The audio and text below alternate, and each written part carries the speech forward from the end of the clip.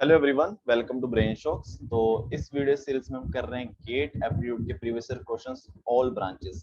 अगर आप वीडियो पहली बार देख रहे हो तो इसकी प्लेलिस्ट का लिंक आपको डिस्क्रिप्शन में मिल जाएगा, आप बिल्कुल फर्स्ट वीडियो से आके देख सकते हो। और इस वीडियो हम करने वाले हैं मैकेनिकल इंजीनियर के गेट 2020 के सेशन 1 के क्वेश्चंस। ठीक है, तो फर्स्ट क्वेश्चन है इस वीडियो का, he is known for his unscrupulous ways, he always sheds dash tears to deceive people, है ना। इसका मतलब होता है dishonest, ठीक है, ways। he always shed क्या होता है, crocodile tears, है ना, मगरमच्छ के आंसू रोना, कि झूठे आंसू। ऑप्शन सी, ठीक है। नेक्स्ट क्वेश्चन है, Jofra Archer the England fast bowler is dashed than accurate. ठीक है, तो यहाँ पे एक्यूरेट, दो क्वालिटीज को हम कंपेयर कर रहे हैं, फास्ट और एक्यूरेट की। तो इसका आंसर आएगा मोर फास्ट, कि फास्ट और एक्यूरेट में से फास्ट ज्यादा है। नेक्स्ट क्वेश्चन है, select the word that fit the analogy.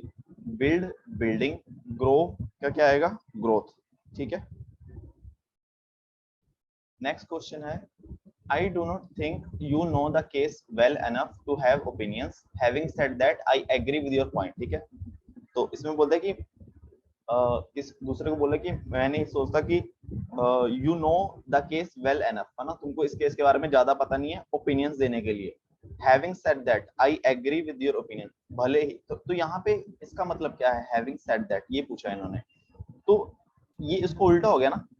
पहली लाइन में बोल रहा है कि तुम्हें इतना नहीं पता ओपिनियन देने के लिए, बट फिर भी उस बात से एग्री कर रहा है, मतलब इसका मतलब क्या हो जाएगा फिर, इसका मतलब होगा B, despite what I have said, जो मैंने बोला उसके बावजूद भी मैं एग्री करता हूं तुम्हारे पॉइंट से। ठीक है। नेक्स्ट क्वेश्चन है, define x as greatest integer less than or equal to x for each x belong to minus infinite to infinite, y is equal to greatest integer function of x, area under y is equal to x belong to 1 to 4। ठीक है, तो greatest integer function क्या होता है, देखो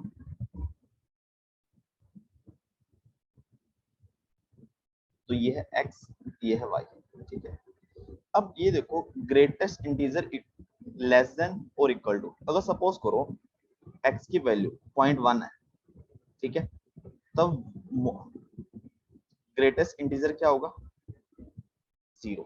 ठीक है, इसका मतलब 0 होगा कब, जब x की वैल्यू 0 से 1 के बीच में। सिमिलरली अगर हम सपोज करो x की वैल्यू 1.3 है, तो इसमें इंटीजर पार्ट हो गया 1, तो ये आता है 1 अगर x की वैल्यू 1 से ग्रेटर देन है, 2 से कम, ये मतलब होता है। अभी इन्होंने क्या पूछा कि x की वैल्यू 1 से लेके 4 तक है, मींस 1 2 3 4। ठीक है, 1 2 3 4। जब x 1 से 2 के बीच में होगा, y की वैल्यू आएगी कितनी, ये 1 ये 2 ये 3 ये 4, y की वैल्यू आएगी 1, ऐसे। ठीक है, सिमिलरली अगर 2 से 3 के बीच में है तो y की वैल्यू कितनी आ जाएगी, 2। ठीक है, और अगर 3 से 4 के बीच में है तो वैल्यू आएगी 3। ठीक है, equal greater than equal to 3 less than 4। तो अभी इन्होंने पूछा है कि एरिया अंडर द y, तो एरिया अंडर द y मतलब ये वाला एरिया, ठीक है, ये वाला। तो मैं यहाँ पे एक लाइन बना दूं, ये वाला एरिया पूछ रहा है। ठीक है, तो ये कितना हो जाएगा, विड्थ, हाइट भी 1 है, विड्थ भी 1 है, ये एरिया 1, ये वाला एरिया कितना हो जाएगा 2, ये हो जाएगा 3, टोटल कितना हो गया 1 + 2 + 3 6, ऑप्शन डी। ठीक है। नेक्स्ट क्वेश्चन है कि crowd funding deals with mobilization of funds for a project from a large number of people who would willing to invest smaller amounts through web based platform in the project। ये crowd funding क्या होती है कि कोई भी हम online कि किसी प्रोजेक्ट के लिए हमें पैसा चाहिए, तो हम लोगों से बोल सकते हैं कि हमारे प्रोजेक्ट में पैसा लगा सकते हैं, उसको बोलते हैं क्राउड फंडिंग। जहाँ प्रोजेक्ट हो गया, या फिर आपने देखा होगा कुछ डोनेशन वाली वेबसाइट्स रहती हैं, ठीक है, कि किसी कुछ बीमारी है तो वो एड भी आती है उसकी कि आप डोनेट कर सकते हो, वो एक तरह से क्राउड फंडिंग होगा। ठीक है, और इसमें कोई जबरदस्ती नहीं है कि आपको करना ही है, कुछ आपको दिखाया था कि फायदा होगा, वो एक वॉलंटरी होता है। ठीक है, आपका खुद का इंटरेस्ट है, ठीक है, आपकी खुद की इच्छा है। तो इसका आंसर क्या आएगा, देखो फर्स्ट ऑप्शन है funds raise through unwilling contribution. Unwilling, जो नहीं करना चाहता उससे जबरदस्ती तो है नहीं। Fund raise through large contribution, ये भी गलत है ना, लोगों से, नॉर्मल लोगों से पैसा ले रहे हैं, तो चाहे कोई 1 रुपया दे, 2 दे, 10 दे, ठीक है। और फंड्स रेज थ्रू कोसर्ट कंट्रीब्यूशन, ये पता नहीं क्या लिखा है। डी देखो, फंड्स रेज थ्रू वॉलंटरी, ये सबसे अच्छा वर्ड है, वॉलंटरी, कि लोगों की अपनी मर्जी, आप खुद वॉलंटरी कर रहे हो कि हाँ मैं इस प्रोजेक्ट में पैसा देने को तैयार हूँ, या फिर मैं इस चीज में डोनेशन देने को तैयार हूँ, ठीक है। तो ये सबसे सही वर्ड है वॉलंटरी, वुड बी विलिंग, खुद की इच्छा से, ठीक है। नेक्स्ट क्वेश्चन है P Q R S are uniquely coded using alpha and beta, if P is coded at alpha alpha, Q is alpha beta, then R and S. देखो दो code word है, तो अल्फा बीटा से मिला के हम या तो अल्फा अल्फा बना सकते हैं, या अल्फा बीटा, या बीटा अल्फा, या फिर बीटा बीटा, यही कोड वर्ड बनेंगे। ये तो पी का है, ये क्यू का है, ये दोनों होंगे आर एंड एस, हमें नहीं पता कैसे हैं, है ना। और देखो beta alpha, alpha beta, alpha beta already हो चुका है, अल्फा अल्फा ऑलरेडी हो चुका है, अल्फा बीटा हो चुका है, तो बीटा अल्फा और बीटा बीटा, ठीक है, R S. Next question is the sum of the first n terms in the sequence 8 plus 88 plus 888 plus 88 188। तो देखो इसको सीरीज क्या है, s is equal to sum s हो गया 8 plus 88 plus 888 plus, ठीक है। अगर मैं इसमें से 8 कॉमन निकाल दूं, ये 1 plus 11 plus 1 1 1 plus 1 1 1 1 up to n, है ना, n टर्म्स है। सिमिलरली अगर मैं 9 से मल्टीप्लाई कर दूं अंदर और डिवाइड कर दूं, 9 plus 99 plus 999 plus 4 बार 9 अप टू इनफाइनाइट, ठीक है। अभी मैं 9 को क्या लिख सकता हूँ, 9 को लिख सकता हूँ 10 minus 1 प्लस 99 को मुझे 100 minus 1 लिख सकता हूँ 10 स्क्वायर minus 1। सिमिलरली क्या मैं 999 को 9 क्यूब minus 1 लिख सकता हूँ, और इसको मैं 10⁴ minus 1 अप टू n। तो ये एक अलग जीपी बन रही है, तो इसको मैं अलग लिख लेता हूँ कि 10 plus 10 square plus 10 cube plus 10 up to कितने टाइम्स है, n n टर्म्स है, माइनस। अब देखो -1 -1 -1, कितनी बार -1 है, n टाइम्स -n, ठीक है। अब ये क्या बन गई, जीपी बन गई, जीपी बन गई, जिसमें फर्स्ट टर्म है 10, मल्टीप्लिकेशन फैक्टर है r यानी कि 10, और नंबर ऑफ टर्म्स है n। तो 10a r की power number of terms -1 divided by r -1 minus n, ये तो है ही।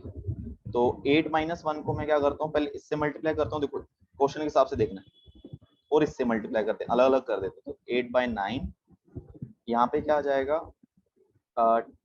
10 into 10⁻n-1 divided by 9 minus 8/9n, ठीक है। तो चेक करो 8/9n इसी में ओनली, और यहाँ पे क्या आ जाने वाला है 80 divide by 81, 80 divide by 81, option D,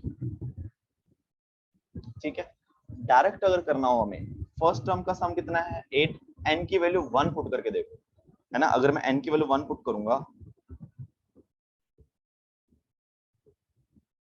तो फर्स्ट में देखते हैं कितना आंसर आएगा। यहाँ n की वैल्यू 1 पुट करूंगा तो 10 की power 1 9 81 into 9/80 plus 9 81 by into 9 plus 9, ठीक है। तो नहीं बन रहा है, इसका एक निकाल लेते हैं 81 इंटू 9, क्योंकि कट ही नहीं हो रहा, इंटीजर ही नहीं आएगा ये, प्लस 9 डिवाइड बाई 8, ठीक है। ये कुछ 10 पॉइंट समथिंग आ रहा है, ठीक है, ऑप्शन गलत। बी में चेक करेंगे, बी में भी कुछ इंटीजर तो आएगा नहीं, बी भी गलत है। सी में चेक कर लो, सी में आ जाएगा इंटीजर, सी में आएगा 80, ये आ जाएगा 80 बाई ये जो 9 प्लस 8/9, ठीक है। तो ये भी नहीं आ रहा इंटीजर, ठीक है। तो इससे भी हो रहा हमारा n इज इक्वल 1 पुट करोगे तो कोई भी दो आंसर मैच नहीं कर रहे हैं, तो उसी से हो जाएगा। नेक्स्ट क्वेश्चन है select the graph that schematically represent both y is equal to x की power m and y is equal to x raised to power 1 by m properly in the interval x 0 से 1 for the integral value of m where m is greater than 1. ठीक है, integer value of m. तो m की value example ले लेते हैं. m की value मैं क्या ले लेता हूँ, 2 ले लेता हूँ, ग्रेटर देन 1 है. तो y is equal to x की पावर m, ये क्या बनेगा, y is equal to x square. तो इसका हमें पता है कि ये पैराबोला बनता है कि किस हिसाब से बनेगा पैराबोला,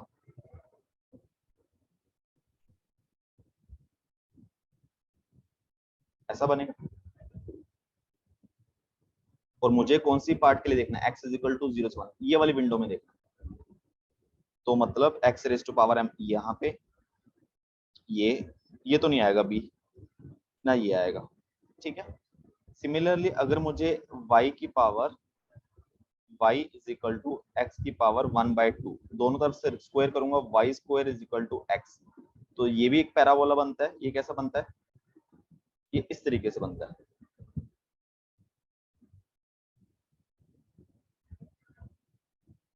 ठीक है. और हमें कहां पे देखना है, x की वैल्यू 0 से 1. तो ये कैसा बन रहा है, इस तरीके से बन रहा है, ऐसा बनना चाहिए. ठीक है. तो ए और सी बचे, तो ए बन गए. ठीक है. नहीं तो आप क्या कर सकते हो, सिंपली देखो, हाफ देखो, हाफ यहाँ पे है, हाफ यहाँ पे है. ठीक है. नहीं समझ आ रहा, अभी जब मैं इसमें x की वैल्यू हाफ पुट करूंगा, y की वैल्यू कितनी आ रही है, अगर मैं m की वैल्यू 2 ही लेनी है, m की वैल्यू 2 है और y is equal to x square, और x की वैल्यू मैं हाफ पुट कर रहा हूँ, तो y की वैल्यू आ रही है 1/4 यानी कि लेस देन हाफ. तो ये देखो हाफ से कम आनी चाहिए ना y की वैल्यू, जब x की वैल्यू हाफ है.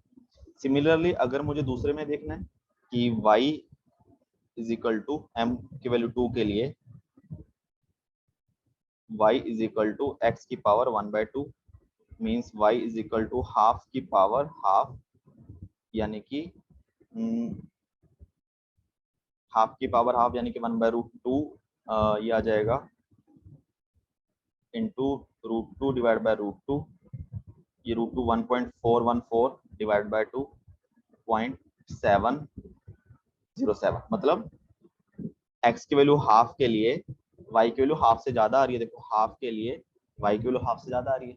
ऐसे भी कर सकते हो. ठीक है, एक तरीका है.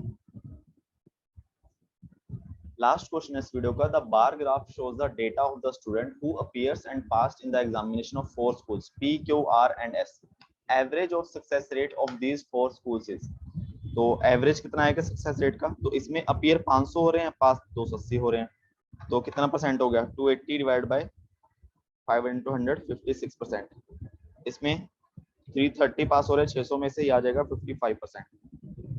यहाँ 455 पास हो रहे हैं आउट ऑफ 700, ये आ जाएगा 65%. यहाँ पे 240 पास हो रहे हैं आउट ऑफ 400, ये आ जाएगा 60%. है ना. हमें क्या पूछा है, एवरेज. एवरेज किसके इक्वल आ जाएगा, 50 प्लस 55 56 प्लस 55 प्लस 65 डिवाइड बाय कितना आ जाएगा, 4 स्कूल है तो 4, ये आ जाएगा 56 प्लस 55 प्लस 65 प्लस 60 divide by 4 is equal to 59. Option C. ठीक है. ये 10 क्वेश्चन हमारे कंप्लीट हो चुके हैं इस वीडियो से. अभी इसके बाद हम मैकेनिकल सेशन 2 वाला वीडियो करेंगे. ठीक है. फिर भी किसी क्वेश्चन में डाउट हो नीचे कमेंट कर देना, टेलीग्राम पे पूछ लेना, और वीडियो से कुछ भी सीखा हो तो प्लीज वीडियो को लाइक करना और चैनल को सब्सक्राइब कर देना. Thank you so much.